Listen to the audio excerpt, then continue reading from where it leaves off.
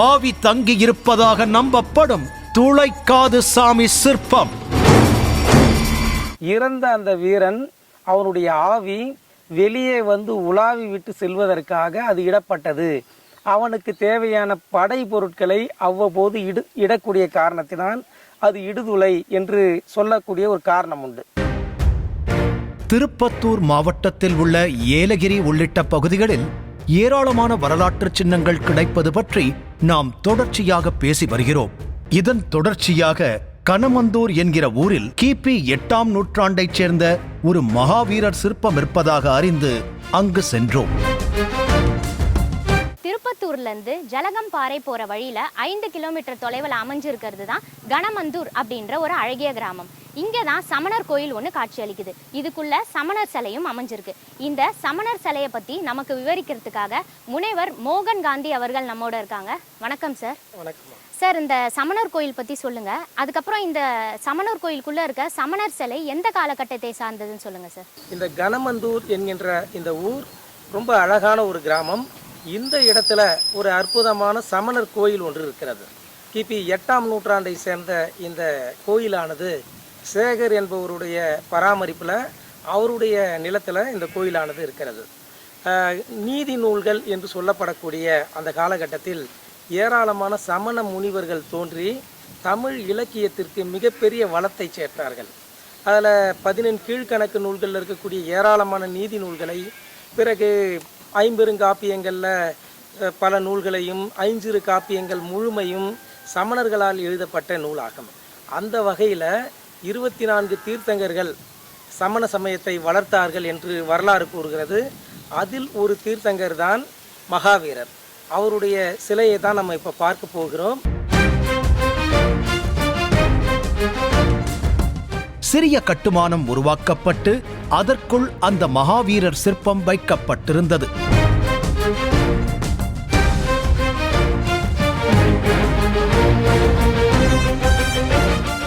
முக்குடை உள்ளிட்ட வடிவங்கள் மிக நேர்த்தியாக செதுக்கப்பட்டிருந்தன. 7 பூக்களால் அலங்காரம் செய்யப்பட்டிருப்பது போலவும் சிலையில் வடிக்கப்பட்டிருந்தது. கிபி 8ஆம் நூற்றாண்டைச் சேர்ந்த இந்த சிற்பம் கால வெள்ளத்தில் மண்ணுக்குள் புதைந்த நிலையில் இந்த பகுதி மக்கள் விவசாயத்திற்காக நிலத்தை உழும்போது கிடைத்ததாக சொல்லப்படுகிறது.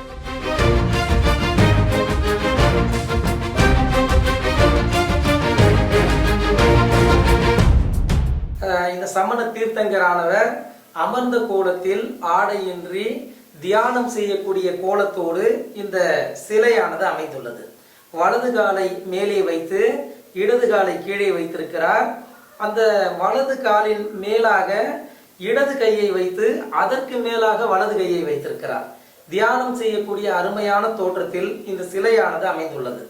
கழுத்து பகுதி மிக நேர்த்தியாக வடிவமைக்கப்பட்டுள்ளது.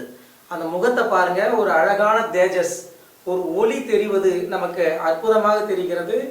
புன்முறுவலோடு சிரித்த முகத்தோடு தீர்த்தங்கர் காட்சி தருகிறார். கண்கள் மூடப்பட்ட நிலையில் இருக்கிறது. தலைக்கு மேலாக முடியற்ற நிலை இருப்பதை நம்மால் பார்க்க முடிகிறது. காதுகளில் பெரிய குண்டலங்களோடு சமணர் காட்சி தருகிறார்.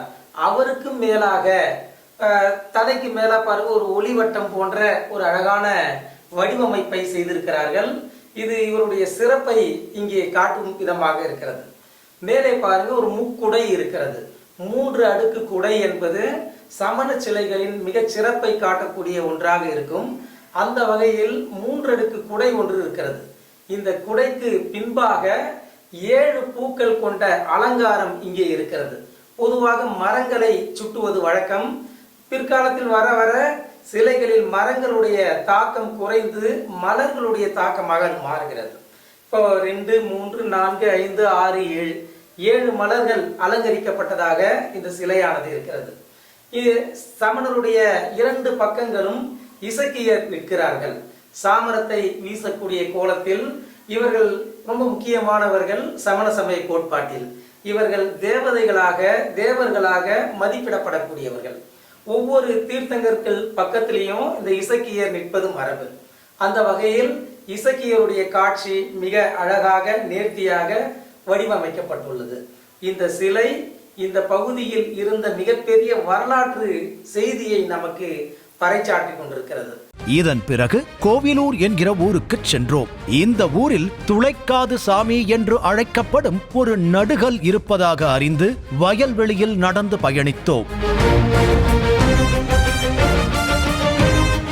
ஒரு இடத்தில் அந்த துளைக்காது சாமி வந்தது.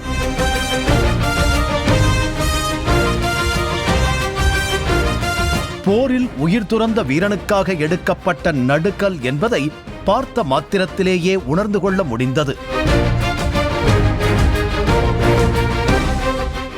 இது கிபி 10ஆம் நூற்றாண்டைச் சேர்ந்த சோழர்கால நடுக்கல் என்று முனைவர் மோகன் காந்தி அவர்கள் குறிப்பிட்டார். ஊரை காத்தோ அல்லது ஆணிரைகளை மீட்டோ உயிர் விட்ட வீரனுக்காக எடுக்கப்பட்ட ஒரு நடுகல். இந்த நடுகல் மரபு என்பது தமிழகம் முழுவதும் தொடர்ச்சியாக நமக்கு கிடைத்து கொண்டிருக்கிறது. குறிப்பாக மேட்டு நிலங்களில் குறிஞ்சி முல்லை என்று சொல்லப்படக்கூடிய அந்த நிலங்களில் ஆணிரை போர் மிகுதியாக நடப்பது மரபு. அந்த வகையில் இந்த ஊரை சுற்றிலும் பார்த்தோம்னாக்கா ஏலகிரி மலை சூழ்ந்திருக்கிறது. இந்த ஊரில் இருக்கக்கூடிய மிகுதியான ஆணிரைகளை, ஆணிரைன்னா ஆடு மாடுகள், இவற்றை எதிர் நாட்டில் இருக்கக்கூடியவர்கள் கவர்ந்து செல்ல அதை மீட்டு உயிர் விட்ட வீரனுக்காக, அதாவது தன்னுடைய நாட்டில் இருக்கக்கூடிய இந்த ஆணிரைகளை பகைவர்கள் கவர்ந்து சென்றார்கள், அவர்களை எதிர்த்து போரிட்டு உயிர் விட்ட வீர மறவருக்கு இந்த நடுகல் வைக்கப்பட்டுள்ளது. இதனுடைய அமைப்பை பார்க்கும்போது இந்த வீரனின் சிறப்பு நமக்கு தெளிவாக தெரிகிறது. எழுத்துக்கள் எதுவும் இல்லை, ஆனால் ஏறத்தாழ 5 அடி உயரமும் பாருங்கள், ஒரு 2 அடி அளவுக்கு உள்ள புதைந்திருக்கிறது. மொத்தம் இதனுடைய உயரம் 5 அடி இருக்கும். ஒரு 3 அடி அகலத்தில் இருக்கக்கூடிய ஒரு பிரம்மாண்டமான பலகை கல்லில் இந்த வீரனின் உருவம் சித்தரிக்கப்பட்டுள்ளது. குறிப்பாக இது ஒரு சோழர் காலத்தைச் சேர்ந்த நடுகல் போல் தெரிகிறது. எழுத்துக்கள் எதுவும் இல்லை. இந்த வீரனுடைய தலையில் ஒரு கொண்டை அழகாக காட்டப்பட்டுள்ளது.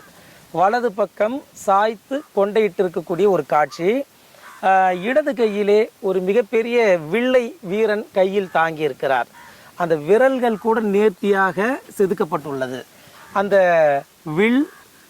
வில்லோடு சேர்த்த அந்த நான் என்று மிக அருமையாக இந்த வீரன் இடது கையில் வில்லை ஏந்திய கோலத்தில் வலது கையில் குருவால் ஒன்றை வைத்திருக்கக்கூடிய காட்சி மிக அற்புதமாக நேர்த்தியாக செதுக்கப்பட்டுள்ளது.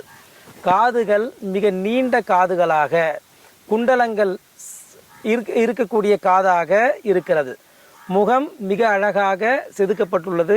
நடுக்கல்லில் காண கிடைக்கும் துளையை வைத்தும் வீரனின் காதுகள் பெரியதாக வடிக்கப்பட்டு இருப்பதை வைத்தும் இந்த நடுக்கல்லுக்கு துளைக்காது சாமி என்று பெயர் வந்திருக்கலாம் என்பதாக கருதப்படுகிறது. இப்படி துளை வைக்கும் அமைப்பு ஆவிகள் பற்றிய நம்பிக்கையோடு தொடர்பு கொண்டிருப்பதாகவும் கூறப்படுகிறது. துளைக்காது என்று இதற்கு பெயர் இந்த ஊர் மக்கள் வைத்து அழைக்கிறார்கள்.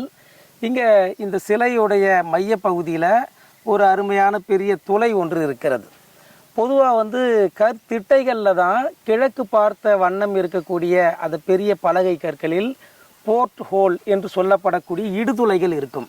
ஆனால் இந்த சிலையில் இதுவரைக்கும் நாங்கள் பார்த்த நடுகற்களில் இந்த மாதிரியான வட்டமான ஒரு குழி இதுவரை நாங்கள் பார்த்ததில்லை. இது ரொம்ப அழகான ஒரு கல்லாக இருக்கிறது.